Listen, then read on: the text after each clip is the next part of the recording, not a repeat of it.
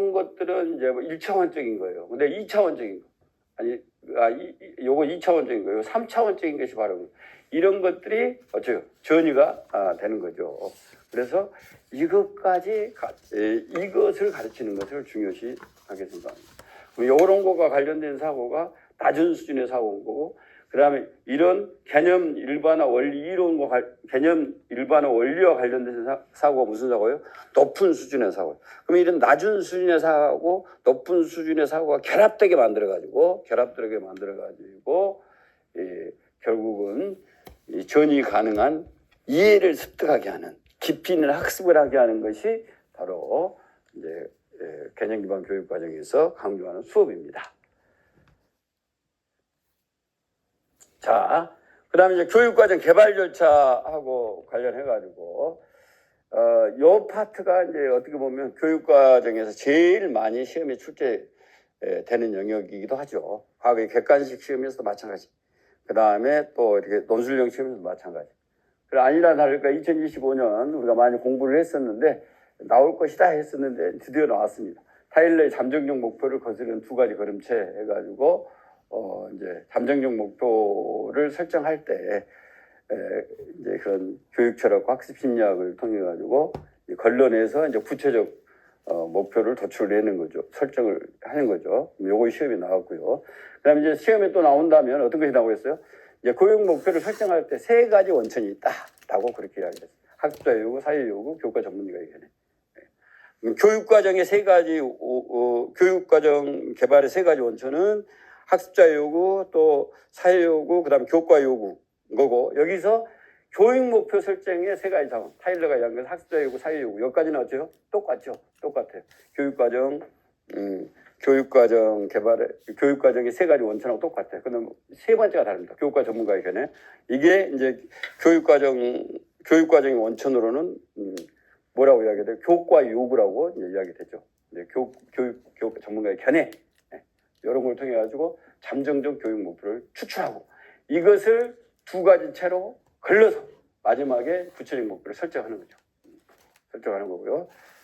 자, 이런 것들이 바로 이제 교육 목표 설정과 관련된 목표 설정했으면 두 번째로 뭘로 들어가요? 학습 경험의 선정으로 들어가고, 세 번째는 학습 경험의 조직으로 들어가고, 마지막에는 이제 교육 평가로 가는 거죠. 이것이 이제 타일러가 이야기한 교육과정의 합리적 개발 절차입니다. 교육 목표를 설정하고, 학습 경험을 선정하고, 학습 경험을 조직하고, 그다음에 학습 경험을 마지막에 평가하고 하는 것으로 할 때, 두 번째 학습 경험 선정의 원리. 그러면 나옵니다. 나올 가능성이 커요. 제가 볼 때는. 왜 2029년에 19년에 학습 경험 선정 원리의 기회 원리와 만족의 원리가 나왔거든요. 근데 뭐가 안 나왔냐? 이제 가능성의 원리하고 일목표 다경험의 원리하고 일경험 다성과의 원리. 가능성의 원리, 다경험의 원리, 다성과의 원리가 안 나왔어요. 그럼 저는 이 부분은 특히 다경험의 원리나 다성과의 원리는 반드시 나올 수밖에 없다. 객관식에서도 많이 출제가 됐었고, 이미 또 나왔던 것이 또 출제되기는 그런 것이고, 이것도 똑같이 중요하니까 이 부분이 나올 것 같다. 그래서 요즘 게 다경험의 원리가 뭔가, 다성과의 원리가 뭔가 꼭 여러분들이 손끝에서 나올 수 있도록 정리를 잘 해놔야 됩니다. 자, 그 다음에 이제 교육과정에서 제일 많이 나왔던 거, 학습 경험 조직의 원리. 그래가지고 타일러가 제시한 원리 세 가지인데, 계속성, 계획성, 통합성 이런 것들이 다 출제가 됐죠. 여기 이제 요 타일러가 말한 것도 출제가 되고 범위도 출제가 됐고, 좀 더 들어가서 수직적 연계성까지 이렇게 출제가 됐습니다. 이런 것들을 여러분들이 다 잘 알고 있어야 돼. 왜? 워낙 중요하기 때문에 또 다시 출제가 될 수가 있어. 그래서 계속성 같은 경우는 동일한 교육 내용을 반복적으로 이렇게 조직하는 거고, 계열성 같은 경우는 점점 수준을 높여가면서 이제 조직하는 거죠. 그런 것들이 나선형 교육 과정으로 이제 대표적인 거고, 그 다음에 그 수직적 연계성 같은 경우는 이제 이전 학습과 이후 학습이 잘 연계되도록, 학습의 종착점과 학습의 시작점이 잘 연결되도록 교육 내용을 조직하는 그런 원리고요. 그래서 여기 보면은 이제 이런 것들을 물어봤거든요. 수직적 연계성을 물어보면서 장점이 뭐냐 이렇게 물어봤어요. 그렇기 때문에 여러분들이 꼭 이것을 정리할 때는 뭐까지 포함을 시켜야 돼요? 그렇죠. 장점까지. 계속성의 장점이 뭐냐, 계열성의 장점이 뭐냐, 수직적 연계성의 장점이 뭐냐, 이것은 이미 시험에 나왔어요. 장점까지 포함을 해라.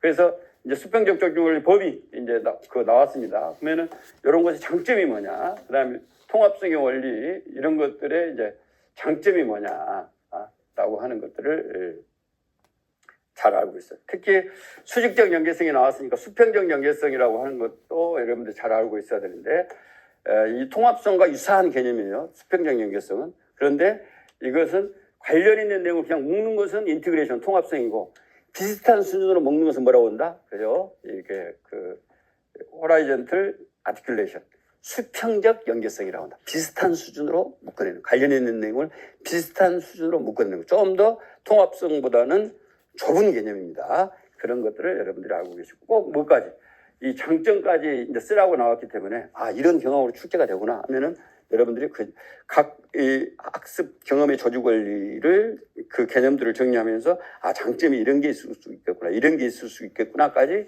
정리를 하시라라고 하는 겁니다. 자, 그러면 이제 교육과정을 이해를 하고 교육과정을 개발을 했어요. 교육과정을 비판적으로 이해를 하고, 그다음에 이제 그런 이해에 근거해서 교육과정을 개발했어요. 마지막에 뭐가 나와요? 그렇죠. 교육과정을 실행하는 것이 남습니다. 그래서 제일 마지막은 이제 교육과정 실행의 관점. 스나이더의 세 가지 관점, 충실도 관점,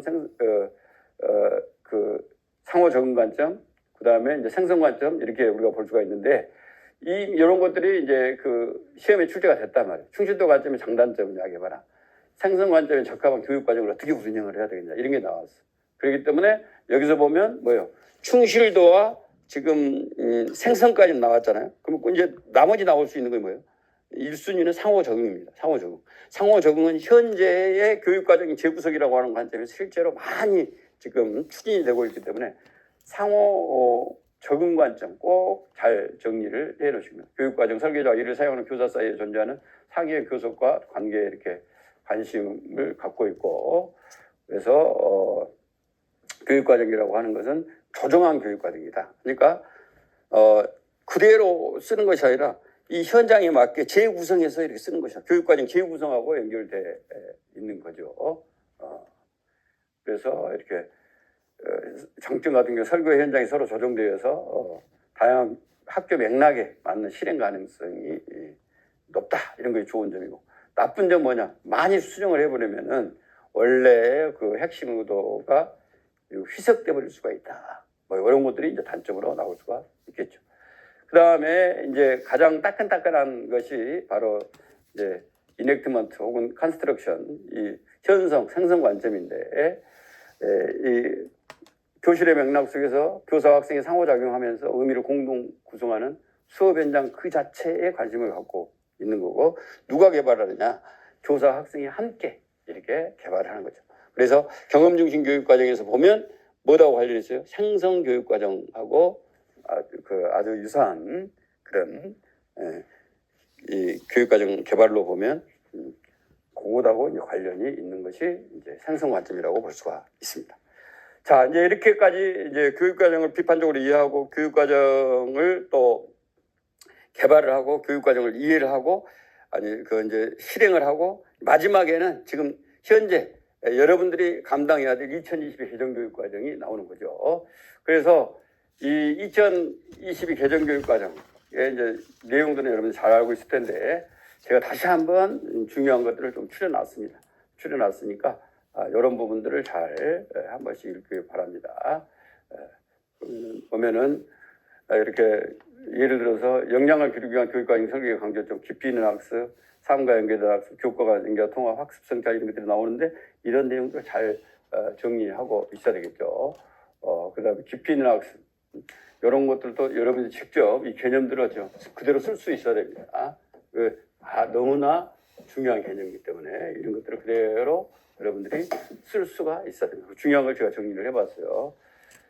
교육과정 설계와 운영 같은 부분에서는 여기 보면 또 중요한 것들을 정리를 해놨고, 교수학습 부분, 이런 것도 역량 함양 수업, 이런 내용들은 아주 중요하죠. 수업과 관련해서 아주 중요한 이런 것들도 한번 다시 보시고, 역량 함양하고 학생 참여형 수업을 하고 학생 맞춤형 수업을 하고, 그 다음에 AI 활용 수업을 하고, 이런 것들이 어쩌요? 수업에서 강조하는 역량을 길러라, 학생 맞춤형으로 해라, 학생 참여형으로 해라, 그 다음에 디지털 기반으로 해라, 라고 하는 것들이 다 여기서 지금 나오는 겁니다. 평가, 평가에서 중요한 부분, 여러분들 밑줄 쳐진 여러 부분들을 파악을 해보시고, 그 다음에 핵심 아이디어, 내용 요소, 성취 기준 이런 것들이 이제 교육과정 총론에 보면 우리가 교육과정과 관련해서 총론을 본다면 이런 개념들이 나오는데 이런 것들도 새롭게 정리된 거죠. 새롭게 정리된 건데 꼭 잘 알고 있어야 되겠다. 마지막으로 우리가 이제 살펴보는 것은 뭐냐면은 여기 지금 학습자 주도성하고 교사 주도성이라고 하는 겁니다. OECD 교육 나침반에서 크게 학습 나침반하고 교수 나침반이라고 하는 것이 이제 나왔는데 이것에 영향을 받아가지고 2022 개정교육까지 나왔고 거기서 이제 스튜던트 에이전시라고 하는 개념이 강력하게 부상을 했거든요. 근데 스튜던트 에이전시만 있어야 되는 것이 아니라 무엇도 있어야 된다. 그렇죠. 이 티처 에이전시도 똑같이 이렇게 강조되고 있습니다. 그래서 이런 학습자 주도성과 교사 주도성을 여러분들이 잘 이해를 해야 되겠다라고 하는 거죠. 그래서 비교표가 이렇게 쭉 나오고 예를 들면 여기 보면은 핵심 구성 요소가 어떤 것이냐 이런 것도 잘 중요한 거고 그다음에 이제 공동 주도성이라고 하는 게 등장하는데 이런 것들이 이제 교사 차원에서는 어떤 것이고 그다음에 학생 차원에서 어떤 것인가 이런 것들을 또 AI와 관련해서 이제 그 교사는 또 학생은 이런 것들 지금 비교를 해놨어요. 이런 것도 기본적인 것들을 잘 좀 정리를 여러분들 해 보시기 바랍니다. 교사 주도성 나올 수 있습니다. 알겠죠? 교사 주도성 나올 수 있고요. 그럼 교사 주도성이 나온다고 하면 이 교사 주도성은 여기 지금 못하네요. 세 가지 종류인데 교사 주도성 세 가지로 그 OECD에서 이렇게 그 이야기를 하고 있습니다. 개별 주도성, 공동 주도성, 그다음 집단 주도성. 이게 이 교사와 끊임없이 상호작용하면서 학생 주도성이라고 하는 것들이 발휘되도록 한다라고 하는 거죠. 알겠죠? 그래서 꼭 여러분들이 이 티처 에이전시에서 알아야 될 것은 티처 에이전시라고 하는 이 세 차원이 있다. 개별 주도성, 공동 주도성, 집단 주도성이 있다. 그래서 이 개별 주도성, 공동 주도성, 집단 주도성이 무엇을 의미하는가를 여러분들이 알고 있어야 되겠다. 요건 꼭 정리를 해 놓으시기 바랍니다. 학습자 주도성, 기본적이니까 학습자 주도성 나올 수 있습니다. 아울러서 이 학습자 주도성만 필요한 것이냐? 그것이 아니다. 이것과 같이 짝을 이루어서 가야 되는 게 뭐다?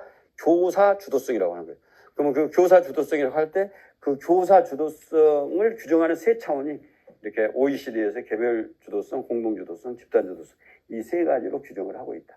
그러면 이렇게 주도성을 발휘할 때 학생이 학습자 주도성을 발휘해서 최종적으로 웰빙에 이를 수 있게 하는 것이다.